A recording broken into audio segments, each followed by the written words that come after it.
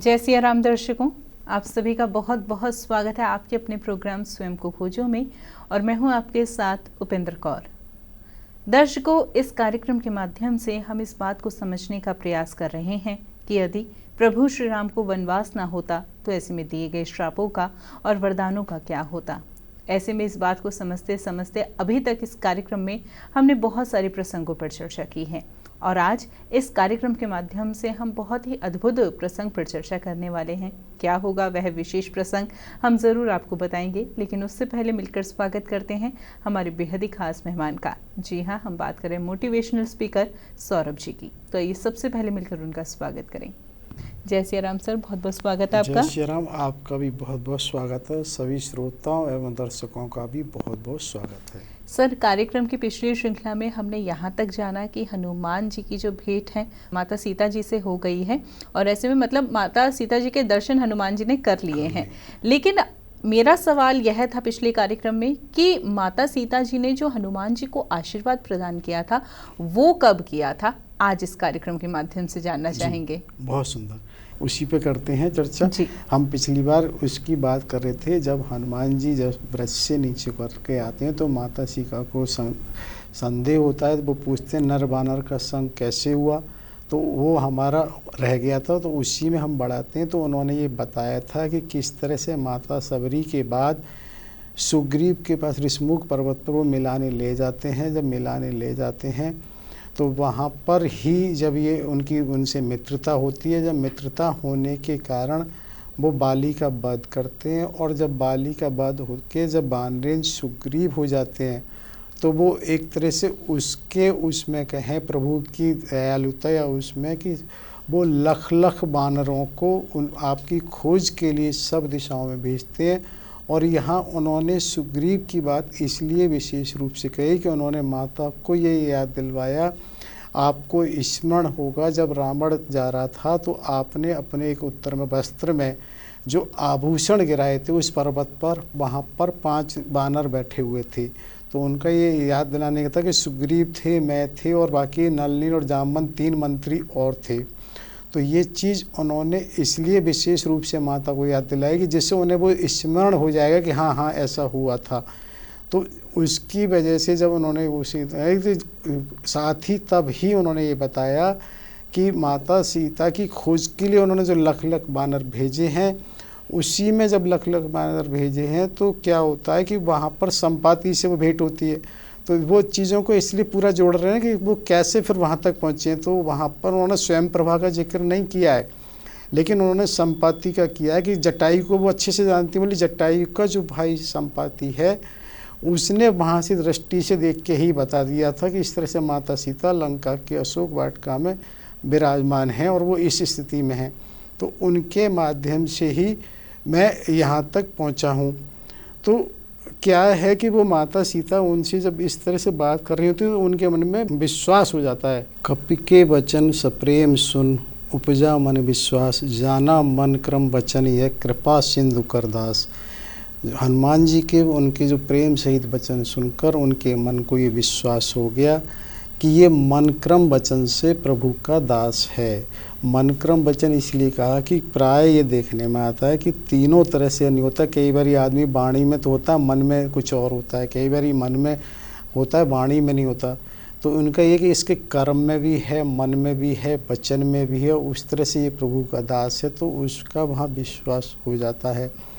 जब विश्वास हो जाता है तभी फिर वो वहाँ पर उनको आशीष देती हैं, अजर अमर गुण सुत हो। तो यहाँ पर क्या होता है कि वो एक तरह से सबसे पहले अजर अमर और गुण निधि सुत हो, क्योंकि उनका ये मानना है कि अगर आदमी अजर है, अमर है और गुण नहीं है तो व्यर्थ है। क्योंकि गुण के साथ उन्होंने अजर का अमर का कहा है। अजर का मतलब होता है जिससे कभी बुढ़ापा ना आना, अमर का ये है कि एक तरह से चिरंजीवी।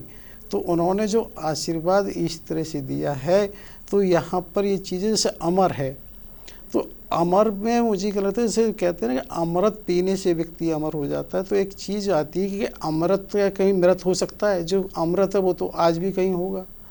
और इसी चीज़ को मुझे ऐसा लगता है कि ऐसा जब हम पुराना इतिहास पढ़ते हैं अपना, तो वो सिकंदर की बात आती है कि सिकंदर भी भारत पे वो इस खोज में आया था वहाँ। तो वहाँ सिकंदर ये कहते हैं कि अंतिम में वो कहीं ना कहीं उस खोज पे वहाँ पहुँच गया, लेकिन जैसे ही वो अमृत को पीने की कोशिश में था तो वहाँ उसने सावधान किया, तुम अमर तो हो सकते हो लेकिन अजर नहीं हो सकते हो। क्यों नहीं देखा कि ऐसी स्थिति तुम्हारी हो सकती है कि तुम ना मरने में रहो ना जीवित में रहोगे। तो ये बताने का ये आशय था कि माता ने जो आशीर्वाद दिया है अजर के साथ, कि अमर तो रहोगे अजर भी रहे, कहीं भी कभी तुम वो नहीं होगे। इसी और उसके साथ गुण निध, यानी कि गुणों के भी तुम खान रहोगे। क्योंकि ऐसा होता है जैसे कभी अहंकार किसी में आ जाए कि अरे हम तो ऐसे हैं, तो ये भी माता ने कहा है उनसे कि अजर अमर गुण निश्चित हो। तो यहाँ ये बताने का यश है कि उनको यहाँ चिरंजीवी का आशीर्वाद, और इसीलिए ऐसा माना जाता है कि हनुमान जी हमेशा हर युग में हैं। क्योंकि त्रेता के बाद द्वापर में भी सबने देखा कि महाभारत में जो अर्जुन का रथ था उसके ऊपर ध्वजा के वहाँ बैठे होते हैं। वर्तमान में भी ये बराबर कहीं भी भगवान राम का यदि वो आता है तो वो वहाँ होते हैं कथा में और कीर्तन में। तो वो हर युग में हमेशा चिरंजीवी हैं। लेकिन इससे भी अभी हनुमान जी के मन में संतोष नहीं हुआ, क्योंकि उन्होंने जब ये कहा प्रभु की कृपा होगी, तब एक तरह से हनुमान जी खुश हुए, कृतकृत्य हुए हैं। क्योंकि उन्हें लगा कि ये कोई बड़ी बात नहीं है, लेकिन प्रभु की जो कृपा मिल जाए, उनका आशीर्वाद मिल जाए, वो बड़ी बात है। क्योंकि यहाँ पर मुझे ये लगता है ना, जैसे वहाँ हनुमान चालीसा में भी आता है कि अष्ट सिद्धि नौ निधि के दाता, अस्वर दीन जानकी माता, राम रसायन तुमरे पासा, सदा रहो रघुपत के दासा। तो क्या है कि ये बड़ी महत्वपूर्ण है कि आप सदैव भगवान के दास रहें। राम जी का जो रहस्य है वो तुम्हें पता हो, राम तो ये महत्वपूर्ण इसलिए होता है क्योंकि ये सब चीज़ें सहज नहीं है, वो बिना कृपा के नहीं मिलती। तो माता ने जब कहा कि भाई तुम्हें प्रभु की कृपा होगी, तो हनुमान जी बहुत खुश हुए और कृतकृत हुए हैं। और यहाँ पे ये है वो, क्योंकि उन्हें मालूम है अब तो कुछ चाहिए ही नहीं। यहाँ फिर ऐसा जब प्रभु ने जाना हनुमान ने, तो निर्भर प्रेम हुए हनुमाना। तो हनुमान जी निर्भर प्रेम का मतलब ये होता है कि एक तरह से ऐसा प्रेम हो गया जिसको कभी भरा नहीं जा सकता। कहीं कहीं निर्भर का ये है कि एक तरह से पूरा भरा हुआ है, और उस पूरे भरे में भी हम ऐसा मान सकते हैं जैसे किसी बाल्टी वगैरह में पानी करते हैं तो वो छलक जाता है, लेकिन फिर भी कहीं गुंजाइश रह जाती है। तो इसी तरह से उस समय हनुमान जी जब माता की बात सुनते हैं तो बहुत खुश होते हैं। और यहाँ ये चीज़ महत्वपूर्ण इसलिए हो जाती है कि माता ने अष्ट सिद्धि नौ निधि के दाता, अस्वर दीन, यानी कि आप ये देखिए पहले से ही हनुमान जी तो हैं। क्योंकि अष्ट सिद्धि में क्या होता है कि जो उनकी एक तरह से कहने चाहिए कि उसमें हम ये मानते हैं जो अष्ट सिद्धि हैं उनके पास ये पहले से ही जैसे सूक्ष्म होने का है। जब वो लंका में प्रवेश किए तो कितने सूक्ष्म हुए, तो उनको पहले से ही, जबकि ये वरदान है, वो स्वयं तो हो जाते हैं लेकिन ये दाता नहीं है। यहाँ पर उन्होंने किया अष्ट सिद्धि नौ निधि की दाता कहा है। और इसी में एक तरह से हम ये कहते हैं कि अणिमा लगमा और महिमा, कि अणिमा का मतलब ये हो गया सूक्ष्म होना और महिमा का मतलब हो गया विस्तृत विशाल। तो जब वो एक सुरसा के सामने जब वो अपना आकार बदलते हैं तो वो महिमा है। और एक तरह से गरिमा की बात ये हम देखते हैं कि जब वो सिंह का वध करते हैं तो एक तरह से भारी होना, तो वो उसमें हो जाते हैं। और उसके बाद जब हम लघिमा कहते हैं तो एक तरह से ना जो हल्का, तो अगर वो इतने हल्के होंगे तभी वहाँ से पूरा 100 योजन समुद्र पार किया। और जब बाल समय वो भच्चली हो तो कहीं ना कहीं उनके पास तो ये चीज़ें पहले से ही हैं। तो वहाँ पर ये हो गई एक तरह से अणिमा हो गई, महिमा हो गई, लघिमा हो गई, गर्मा हो गई। और उसमें वो अन्य जो हैं अष्ट सिद्धि, तो वो सब उन सिद्धियाँ तो उनके पास पहले से हैं, लेकिन उन्होंने कहा एक तरह से अब तुम दाता हो। और नौ निधि के भी, तो वो हमारे यहाँ इस तरह से जो कहा जाता है पद्म, महापद्म और शंख और नील, वो इस तरह की निधियों के भी दाता हैं कि वो किसी को भी दे सकते हैं। तो ये माता का जो आशीर्वाद उनको विशेष मिलता है, जिसकी वजह से ऐसा माना जाता है कि वो हनुमान जी किसी को भी दे सकते हैं। वो कहती हैं बस तुम ये देखते हो दशग्रीव ने अब 2 माह का समय दिया है, तो वो 2 माह की जो उपाधि है उसके हिसाब से वो कहते हैं कि एक तरह से वो प्रभु के लिए भी कहती हैं और लक्ष्मण जी के लिए भी कहती हैं कि जो उनसे मेरा क्षमा मांगने की, क्योंकि यहाँ ये माना जाता है एक तरह से माता सीता ने लक्ष्मण जी का कहना चाहिए कि भक्त अपराध, क्योंकि लक्ष्मण जी भी भगवान के भक्त हैं और ऐसा संतों से सुना गया कि भक्त अपराध कोई भी किसी का करे तो उससे ज़रूर उसका कहीं होता है। तो माता सीता इस बात को अच्छे से समझती हैं और वो ये कहते हैं कि कहीं ना कहीं मेरा अपराध है और इस चीज़ को प्रभु के चरणों में और उसमें जाकर मेरा ये कहना, और मुझे अगर वो नहीं करेंगे 2 माह में वो जीवित नहीं पाएंगे। तो वो कहते हैं कि नहीं माता, ऐसी कहीं कोई बात नहीं है, प्रभु को अभी तक पता नहीं था, अगर पता होता तो इतना विलम्ब नहीं होता। अब कोई कारण ऐसा नहीं है जिससे कि विलम्ब होगा और कोई ऐसी स्थिति नहीं होगी। तो वहाँ पर और आपको ज़रूरत ही नहीं है इस तरह से कहीं ये करने की। वो माता से इस तरह से बात कह रहे होते हैं, क्योंकि वो माता से जब इस तरह से कह रहे होते हैं तो वो ये कहते हैं कि अब प्रभु वानरेंद्र के साथ में सारी सेना, असंख्य वानर सेना के साथ स्वयं आएंगे और वो करेंगे। और 10 ग्रीव की जो बात है उसका तो खुद का समय 2 माह का नहीं रह गया है। अब ये तो मन में हल्का सा माता सीता को एक तरह से संदेह होता है, क्योंकि यहाँ पर जो हनुमान जी हैं वो बहुत ही सूक्ष्म रूप में हैं।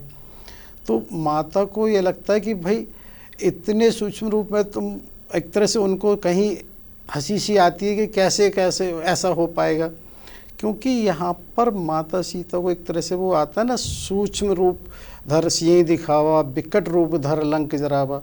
तो यहाँ क्या है कि एक तरह से माता सीता को सूक्ष्म रूप, हम इसको ऐसे मानते हैं जैसे किसी माननीय और सम्मानीय किसी आदरणीय के पास जब जाते हैं तो हमें बढ़ चढ़ के बात नहीं करते हैं, हमें अपने वो एक छोटे रूप में करते हैं। या तो ये कहें कि सूक्ष्म रूप में हम कर रहना चाहिए ना, कि जैसे स्थूल शरीर होता है, सूक्ष्म शरीर होता है, कारण शरीर होता है। सूक्ष्म शरीर हम ये मान सकते हैं, उसको भगवान हनुमान जी ने एक तरह से दिखाया है।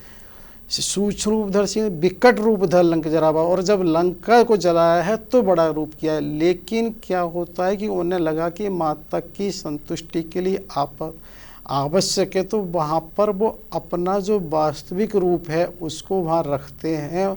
जब वहाँ उससे ऐसा वो देखते हैं कनक भूधराकार शरीरा, तो इतना एक तरह से उनका पर्वताकार के बराबर शरीर है, उसको माता सीता देखती हैं। और ऐसा माना जाता है क्योंकि वो वास्तविक रूप है। वास्तविक में क्या मतलब होता है कि एक तरह से ना तो उसको बढ़ाया गया ना छोटा किया गया, तो भी ऐसा कहा गया कि वो इतना विशाल है कि वहाँ पर केवल लंका में भी कुंभकर्ण ही एक तरह से ऐसा हो सकता है जो उनके कंधे तक आए बस। तो उसके रूप को देख के फिर माता के मन में विश्वास हो जाता है, और जब वो विश्वास हो जाता है फिर वो दोबारा से ही लघु रूप कर लेते हैं, क्योंकि अभी वहाँ कोई राक्षसी है भी नहीं और किसी ने देखा भी नहीं है, क्योंकि वो उस आवश्यकता को समझते हैं कि एक तरह से माता को ये विश्वास होना ज़रूरी है, जिससे कि माता को एक तरह से थोड़ी सी वो मिल जाएगी शांति, जैसे मन में बार बार जो व्याकुल था कि कैसे क्या संतुष्टि थोड़ा सा हो जाएगी। तो वो अपना इस रूप बाद में दोबारा से लघु रूप में ही आ जाते हैं। वो माता सीता उनसे कहती हैं, पुत्र तुम समर्थ हो, बलवान हो, लेकिन अपनी स्थिति को विचार कर करके उनके अश्रु बार बार आ रहे होते हैं। तो वो थोड़ा सा ये भी कहते हैं माता से कि अगर ऐसा कुछ है तो अपना थोड़ा सा रूप बड़ा करके क्या अभी आप मेरे कंधे पे बैठ जाओ, मैं आपको ले जाता हूँ। तो वो कहती है माता कि तुम बलवान हो वो हो, लेकिन अभी भी एक तरह से बानर बुद्धि हो। तुम ये बताओ कि अगर तुम मुझे ले जाओगे तो क्या तुम्हें सब ऐसे ही जाने देंगे? तुमसे फिर युद्ध नहीं होगा। अगर तुमसे जब युद्ध होगा तो तुम कैसे करोगे? मेरा ध्यान रखो, ये युद्ध करोगे। अगर किसी ने तुम ये बताओ कि तुम्हें दिव्यास्त्र या कुछ छोड़ा तो क्या, और मान लो हल्का सा भी कुछ हुआ, मैं तो समुद्र में डूब जाऊंगी। और तुम ये बताओ उस समय तुम्हारा ध्यान मुझ पे होगा कि युद्ध करोगे। और चलो मैं ये मानूँ ऐसा कुछ नहीं भी होगा तो भी मैं किसी भी अपनी जानबूझ की इच्छा से किसी भी परपुरुष का स्पर्श कैसे कर सकती हूँ? रावण के साथ तो उसने अपहरण किया था, ये मेरी मजबूरी थी, ऐसा तो मैं नहीं सोच सकती। और एक बात ये बताओ कि इसमें प्रभु का कोई श्रेयस है, क्योंकि माता सीता इस बात को अच्छे से जानती हैं, जो कुछ किया गया है वो सब निरर्थक हो जाएगा, क्योंकि जो कुछ हुआ है वो सब रावण के वध के लिए ही तो हुआ है।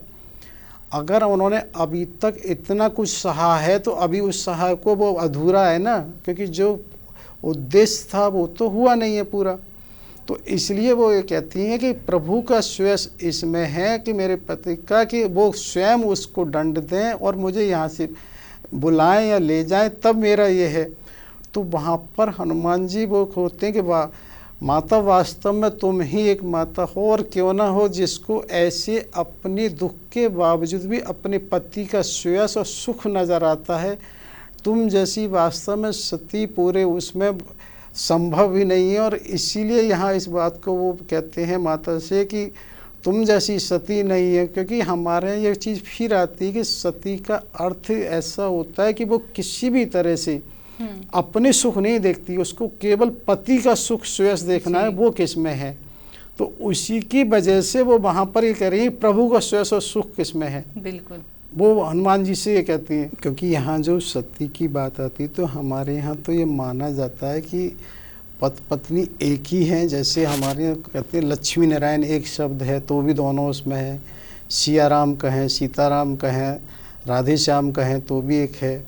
और कहीं ना कहीं मुझे ऐसा लगता है इसको हम ऐसे मान सकते हैं कि एक से दो होने की प्रक्रिया, जब एक किसी जड़ चीज़ में हम ये देख सकते हैं कि अगर हम प्राय भोजन में जब देखते हैं कि कहीं रोटी पराठा या पूड़ी है तो उसकी जब लोई बनाते हैं वो एक होती है, लेकिन वो फूल के दो हिस्सों में हो जाती है। तो जब उसकी ज़रूरत है वो एक से दो अपने आप हो जाती है, कहीं कोई ऐसा नहीं किया जाता है। तो इसी तरह से वो वास्तव में एक ही से दो होते हैं जिस आवश्यकता उन्हें होती है। तो अलग है ही नहीं माता सीता को। उस तरह से हम ये कह सकते हैं कि कहीं किसी भी तरह की स्थिति में वो अलग वहाँ नहीं है। माता सीता से जब वो कह रहे थे तो माता सीता भी उनसे कहती हैं तुम बहुत बलवान हो, तुम इस तरह से इतने उससे रावण के उस पर आ पाए हो, लंका और वो कर पाए हो। तब ये माता सीता उनसे ये भी कहती हैं क्या मेरे अपहरण की सूचना वहाँ अयोध्या है, या अयोध्या का कोई समाचार है क्या? क्योंकि माता सीता को ये बहुत अच्छे से मालूम था कि प्रभु को अयोध्या की हर समय याद रहती थी और उन्हें मन में रहता था, जिसकी वजह से पंचवटी पर जो गीधराज जटायु थे वो प्राय उस समय हमने जिक्र भी किया था कि वो अयोध्या की गतिविधियों को प्रभु को बताते रहते थे। तो यहाँ भी माता को ये बड़ी बात है कि वो प्रभु को अब क्या स्थिति हो रही होगी। तो वो पूछती हैं कि अयोध्या की कहीं कोई समाचार है क्या, अयोध्या ये सूचना भेज दी गई है क्या, वो वहाँ से किसी सेना को भेजेंगे क्या?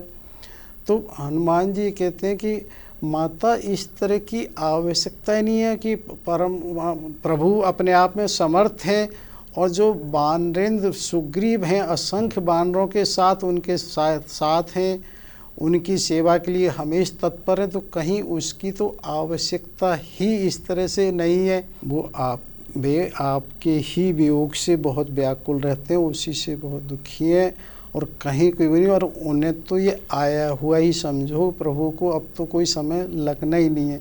तो माता ये कहती है अगर युद्ध अनिवार्य है तो बस इसका ये ध्यान रखना कि जो विभीषण है वो उनकी किसी तरह से क्षति नहीं होनी चाहिए। उनकी जो पत्नी शर्मा है वो समय समय पे मेरे पे आती रहती है।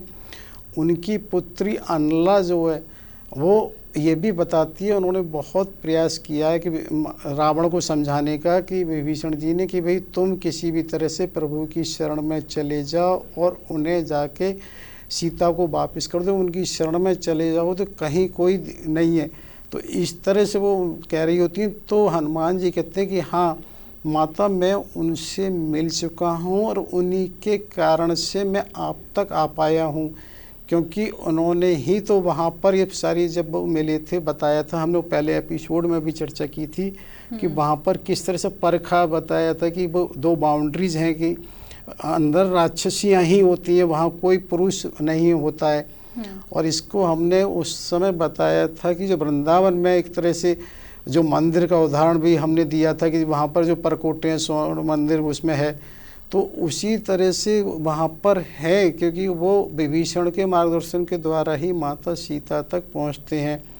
तो इसीलिए वो कहते हैं कि नहीं, उनका तो बहुत बड़ा योगदान है, कहीं ऐसा हो ही नहीं सकता कि उनका किसी भी तरह से अहित होगा। हनुमान जी से माता सीता कहती हैं कि प्रभु को चित्रकूट की जयंती वाली उसका स्मरण कराना कि कहाँ उसने केवल एक छोटा सा मुझ पर प्रहार किया था, तब उन्होंने ब्रह्मास्त्र का उपयोग करके उसको छोड़ा, जिसको कहीं शरण नहीं मिली।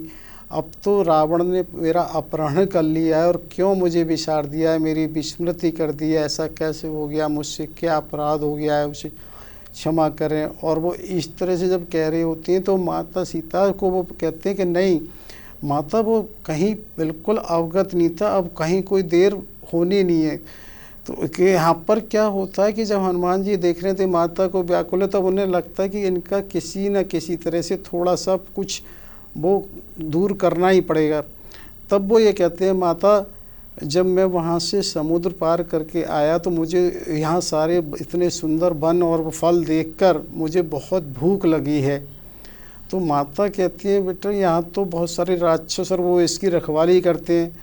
वो कहते हैं, तिनकर भय मोह नहीं। माता अगर आपको अच्छा लगे तो उनका मुझे डर नहीं है बिल्कुल भी, लेकिन तुम्हारी अनुमति आवश्यक है। तो क्या होता है कि हमारे तो हर उस पे ना अनुमति के बड़ा महत्व की, बड़ों को सम्मान के बिना नहीं कुछ होना चाहिए।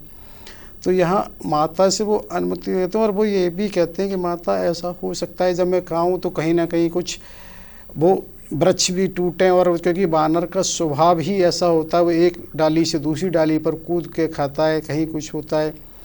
तो माता सीता भी ये समझती है कहीं ना कहीं दशग्रीव का दर्प कम करने के लिए उसके घमंड को कुछ करना चाह रहा है, तो उन्हें विश्वास हो जाती है। वो कहती हैं, ठीक है तुम जाओ करो, मेरा किसी भी इस वाटिका पर वो नहीं है लगाव, और ना ही मैंने किसी को देखा है, ना ही मेरी कोई देखने की इच्छा है, और तुम अपनी इच्छा से जाओ। बस इतना ध्यान रखना, जिस वृक्ष के नीचे मैं हूँ इसको कहीं कोई क्षति नहीं पहुँचनी चाहिए, इसने मुझे आश्रय दिया है।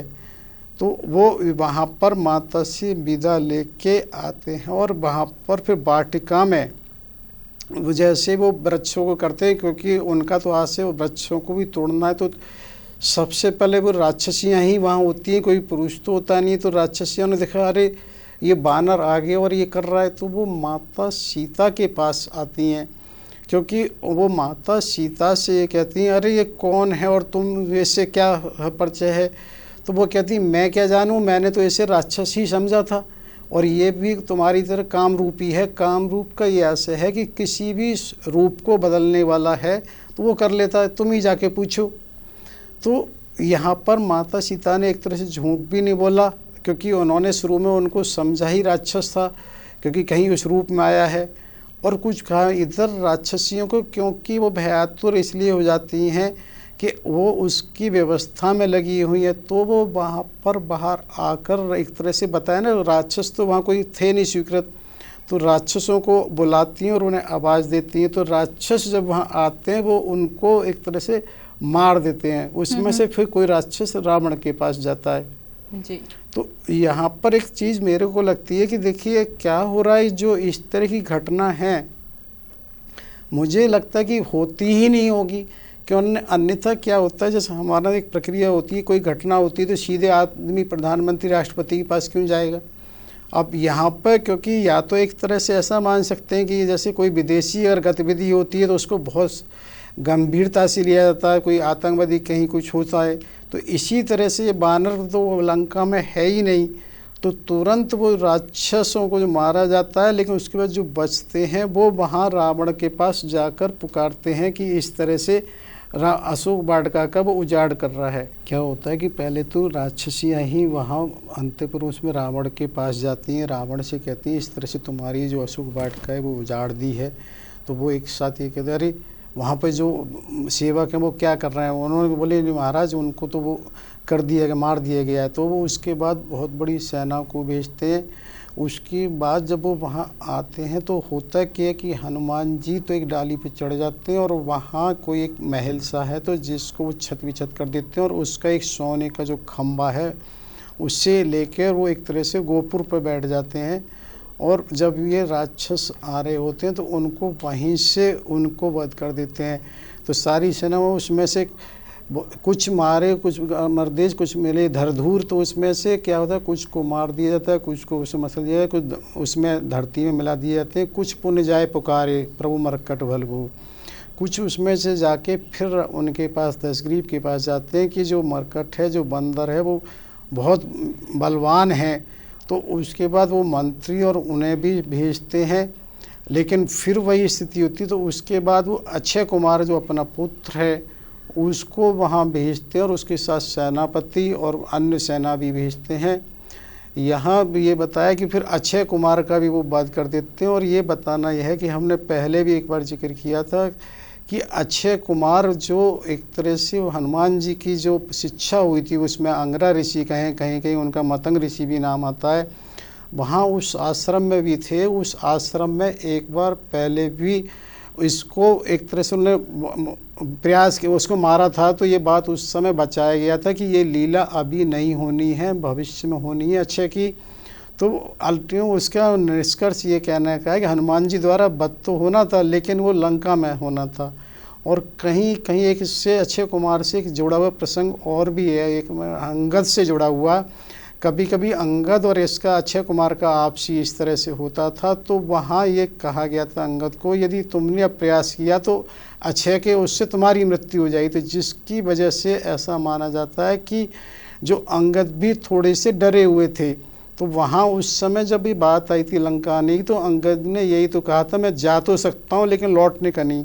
तो उसको निर्भय करने के लिए हनुमान जी को अक्षय का वध तो करना ही था। तो यहाँ अक्षय का भी वध कर देते हैं। तो फिर वहाँ जाके राक्षस फिर दशग्रीव से कहते हैं कि प्रभु ऐसा हो गया है, वो और भारी वो है। बिल्कुल सर, हमने यह भी सुना है कि मेघना जो है ब्रह्मास्त्र भी छोड़ते हैं इस दौरान। तो ऐसे में वो कब होता है, वो कब की घटना है, वो हम आपसे जानना ज़रूर चाहेंगे, लेकिन कार्यक्रम की अगली श्रृंखला में। अभी समय जो है हमें इशारा कर रहा है कार्यक्रम को यहीं पर विराम देने का। आपने अपना कीमती समय दिया, उसके लिए आपका बहुत बहुत धन्यवाद। आपका भी बहुत बहुत धन्यवाद। सभी श्रोताओं एवं दर्शकों का भी बहुत बहुत धन्यवाद। समय दानियों कोटि कोटि आभार। साथी होने वाली गलतियों के लिए क्षमा याचना। जय श्री राम।